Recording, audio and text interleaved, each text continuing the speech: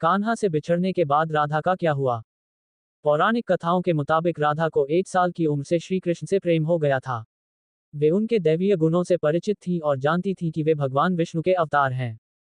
इसके बावजूद वे उन्हें सांसारिक मानव के रूप में देखती थीं और उनसे अटूट प्रेम करती थीं।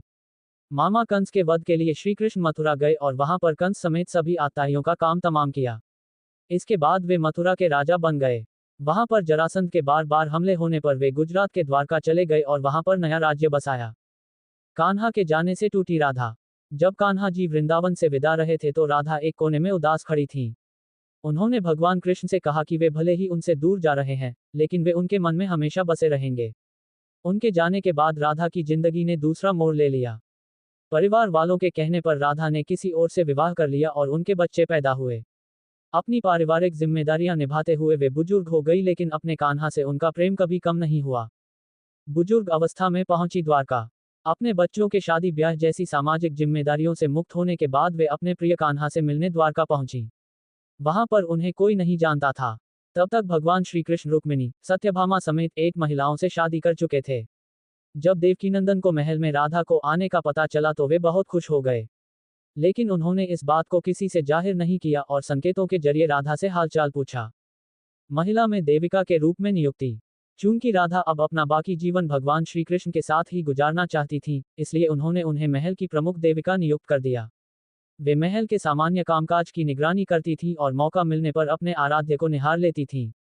कई दिनों तक इस तरह चलने के बावजूद उन्हें अपना कान्हा से वह भावनात्मक जुड़ाव महसूस नहीं हो पा रहा था, जिसे पाने के लिए वृंदावन से इतनी दूर गुजरात पहुंची थी।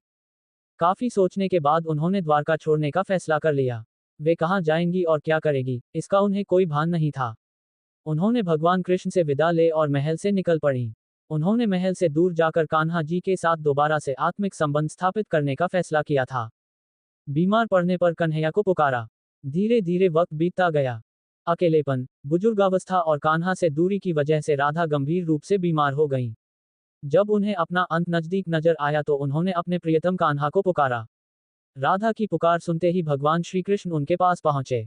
वहां पर उनकी दारुण हालत देख उन्हें बहुत दुख हुआ।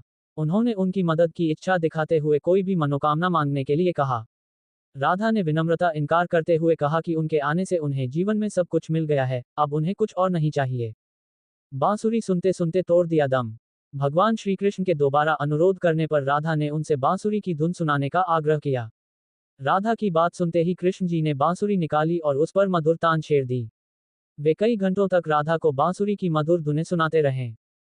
अपने प्रिय कान्हा की बांसुरी सुनते सुनते राधा में देह त्याग दी और आध्यात्मिक रूप से हमेशा के लिए भगवान श्री कृष्ण में विलीन हो गईं।